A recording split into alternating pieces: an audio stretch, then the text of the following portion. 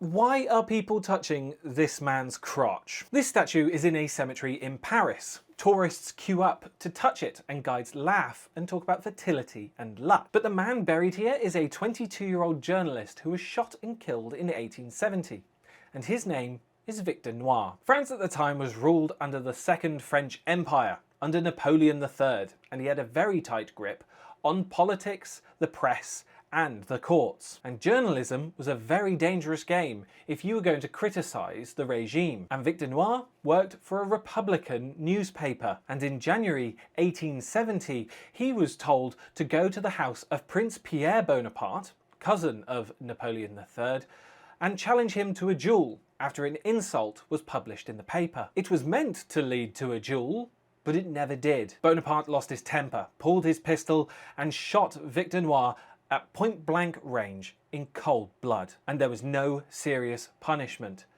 The courts closed ranks and effectively protected the prince. And that's when it stopped being about one man. Victor Noir's funeral turned into a political eruption. Contemporary newspaper reports describe 100,000 people following his coffin. What should have been a quiet burial became a mass protest against imperial power. For many Parisians, Victor Noir represented something incredibly terrifying, that the prince could kill a critic and get away with it. Years later, after the fall of the empire, the statue was placed upon his grave, and it was sculpted by Jules Delot. And this is crucial. The statue isn't heroic.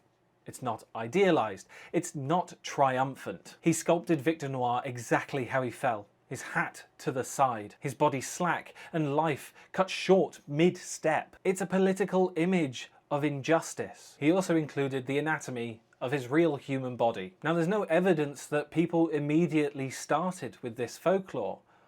There's no diaries, no newspapers, no accounts. The superstition started years later, after the political memory had faded. Visitors began touching the statue for luck, for prosperity, and then for sex. And those areas were touched again and again, and the bronze was smoothed and polished, and so more and more people came. Victor Noir did not become famous because of a superstition.